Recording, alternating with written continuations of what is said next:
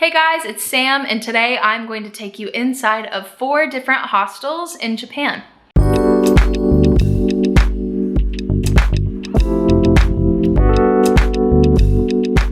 So I've stayed in 8 hostels at this point in Japan in total. The 4 I'm gonna show you today are from my last trip where I was there by myself. So I filmed more bathrooms and showers than I normally would film. By the way, I have vlogs for that trip. If you care, I will link them in the description of this video. Anyway, if you've never stayed in a hostel before, it's probably worth knowing that Japanese hostels are usually a little bit different than hostels in other countries. Japanese hostels are known for their capsule style beds, which just means that you get your own enclosed bed space, like usually with a curtain or a blind. Basically, you could just shut yourself off from the rest of the room, which I'm not saying you can't find this in other countries, you can, but you sort of have to go like hunting for it. And at least in my experience, it's usually a little bit more expensive, whereas in Japan, it's sort of just like the standard, like this is how hostels are in Japan. A lot of people stay in hostels for the community aspect, which is great, of course, but if you are like me, I stay in hostels because they are cheap. So if I could afford to be staying in a regular hotel room by myself, I totally would, but the price point of a hostel is worth it. So having like just even a remotely small private space in a room makes a really big difference for me. Also, I am 5'2", so I usually have plenty of space in my little capsule. I can usually bring my whole suitcase in there. I'll do my hair and makeup in there. I can sometimes stand all the way up in them, so they're not as small as you would think probably, but I don't know, I just find in Japan they value your privacy a little bit more. That situation also bleeds into the bathrooms as well, whereas in a lot of hostels, the bathrooms are usually like small and cramped and it's like stalls or curtains for the showers. Like in Japan, the showers and the toilets, they're like their own separate rooms with a lock. So even though you're sharing them with people, you do sort of retain some privacy. It's just like, I don't know, for me, it's just like a little bit of like a step above hostels that I stayed at in other countries, which haven't been bad experiences, but my experiences in Japan have just been better. However, the best way to tell you is to actually show you, which is what I am going to do. So the 4 hostels I'm going to show you today, 2 of them are in Tokyo, 1 is in Osaka, and 1 is in Fukuoka, just because that's how my last trip went. I used hostelworld.com to find all of these places, which I would highly recommend. I literally use them every single time I travel because they will tell you and show you everything that you could want to know about your hostel. There's reviews, there's like free cancellation policies, and my favorite thing about Hostel World is that they have a map tool, which I always use. I'm like very intentional with where I stay on my trips, which is why you probably noticed, like, why are you staying in 2 different places in Tokyo? Well, I've been to Tokyo before. This trip I wanted to do some like outskirtsy things, and so Tokyo is huge, just in case you didn't know. So you could be staying somewhere in Tokyo and be like an hour and a half from somewhere else in Tokyo. So that's why there's 2 different Tokyo hostels. One is on the west side and 1 is all the way over on the east side. So anyway, I'm gonna stop talking, actually show you. All right, let's dive in. The first hostel that I stayed at was called Unplanned Shinjuku in Tokyo.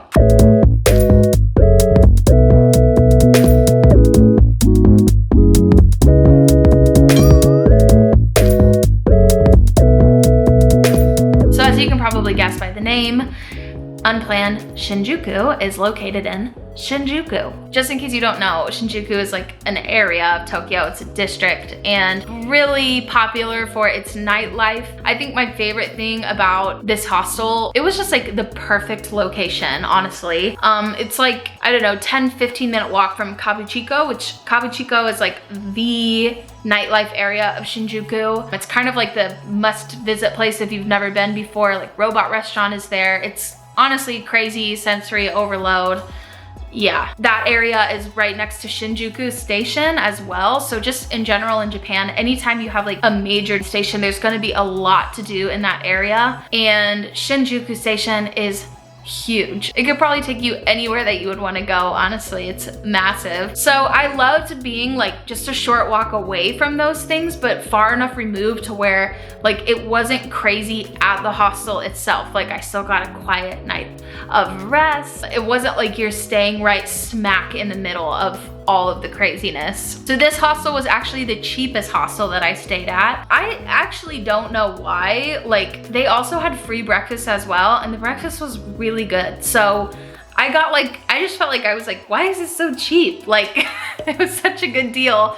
But I think part of it had to do with the fact that the rooms themselves were very big. So typically when I stay in hostels, I like to find kind of the smallest room, female only dorms, like for the best price. So I usually end up in like an 8-person, 6-person room, something like that. I didn't have that option at Unplanned. Like it was only pretty large rooms with a lot of beds in them. But I sort of lucked out. In the time that I stayed there, the room was like maybe half full. So there was really only like 10 girls in there. They did have a lights out policy. There were a couple of people that came in a few times that were sort of like loud in the middle of the night, but nothing too crazy. And I'm a very heavy sleeper, so it didn't actually bother me that much. I found that the hostel itself like did attract a little bit more of like a rowdy crowd, I guess, which makes sense given the area.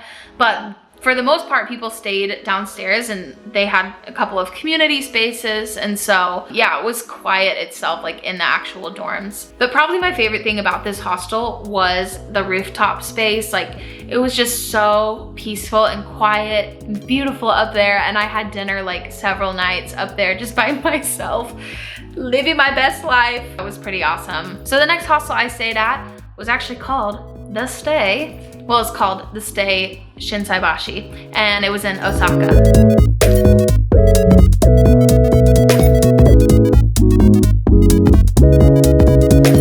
So similar to Shinjuku, Shinsaibashi is just like an area of Osaka, and it's a really cool area to stay in. There's just like tons of shops and restaurants. Like seriously, several times I was just like walking back to my hostel and I would just like pick like a random restaurant on the street, and they were all amazing. Like Osaka has the best food, just in case you didn't know, so you kind of can't go wrong. But yeah, again, the hostel was like just enough removed from things that it was quiet at night, but a very short walk away from like Dotonbori, which is one of the big areas in Osaka. Tons to eat in that area. Literally so much food, so much food.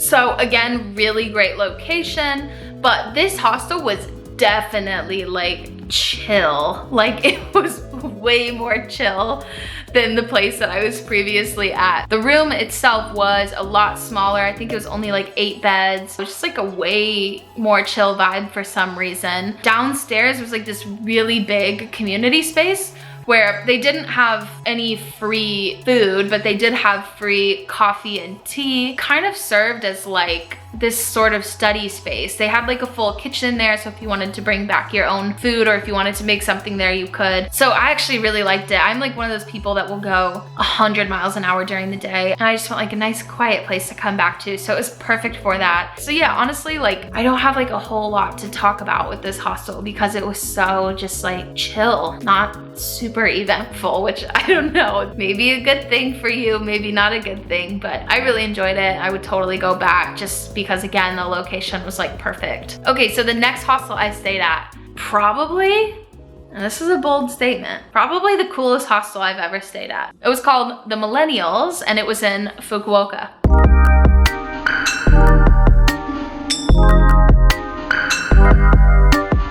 So I ended up getting really lucky with this hostel. I ended up traveling at a time where there just like weren't very many people there, and so the prices went way down. But the hostel itself was actually like on the 3rd floor of a hotel called The Lively, and the hotel was like very nice. Like I walked in, I just felt like so out of place, like very grubby off of the train, you know? But yeah, so it was like a hotel within a hotel, and obviously like the coolest thing about it was the little pods that you get. So they give you an iPhone when you come in, and that acts as your key, but then you can also use it to control your bed, the lights, to set your alarm. It was just like really like futuristic vibes. And the beds were large beds. Like typically in hostels you get a twin size bed. So it was like so nice having an actual real bed, and it was so comfortable. It probably looks like there isn't room for any of your stuff, but the storage was like underneath the bed, and then there was like that, whatever you call it, shelf is the word I am looking for. And then the bathrooms were like a little bougier than most hostel bathrooms. The showers were so nice. I literally took like so many showers when I was there because they were just so nice. I didn't really partake in anything in the actual hotel itself because it was a nice hotel. Like dinner was very expensive there, and so was breakfast. Like they had like a breakfast option for guests, but it was still like almost $30. So did not end up doing that. However, they did have free drinks every day from like 5:30 to 6:30, so that was pretty awesome. The hotel was in a really, really great location. It was like literally right in the middle of like this big area of things. Like anything that you would want to do, you could do right there. Like there was karaoke bars down the street, tons of restaurants. There's like all the big chains in Japan were there. And then I was really like 5 minutes, if that, away from the water, and about a 10-minute walk from the yatai food stalls, which are like famous in Fukuoka. You have to pay them a visit if you are there. It's like one of the things that that area is known for. And then like just past the yatai is Canal City, which is also like, I'm honestly not like a mall person when I'm going to another country. I'm like, why would people want to go to a mall? However, Canal City is pretty cool. They have like cool water shows every 30 minutes. And then up on the top floor, there's actually like a whole area just dedicated to different ramen shops, which Fukuoka is like famous for ramen if you didn't know. So I would recommend, even if the prices shoot back up for this hostel, you should totally book it for just like one night if you can, because it is an experience to say the least. Okay, so the last hostel I stayed at was located back in Tokyo, right before I had to head home. Sad, but it was called Grid's Ueno, and it was located in, you guessed it, Ueno.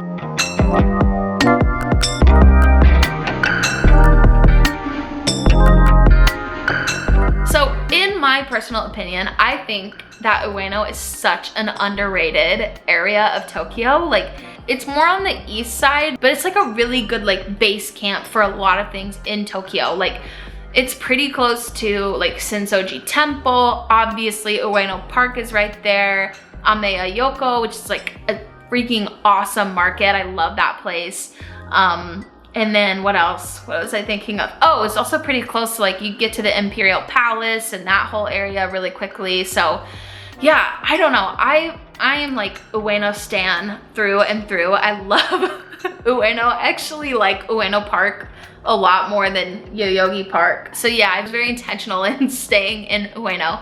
The hostel itself was genuinely right down the street from Ueno Station, which again, like I was saying earlier, it's a huge station, so there's just like a lot to do. And that market I was talking about is also like, I don't know, maybe 10 minutes from the hostel, and there's just like tons of food options there and shopping as well. My favorite dumplings in the world are in that market.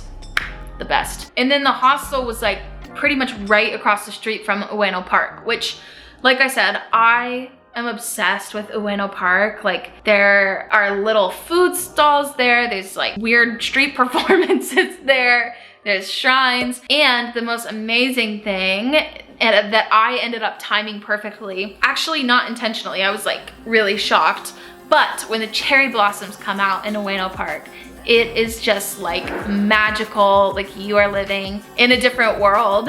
And I was obsessed. The cherry blossoms. The hostel was probably like, I would say it was the smallest hostel out of all of them that I stayed at, and it felt a little more cramped, but again, I got lucky. It wasn't very full when I was there. They didn't have any like free things when I was there, but they did have like really majorly discounted food and drink there, which you will find in some hostels.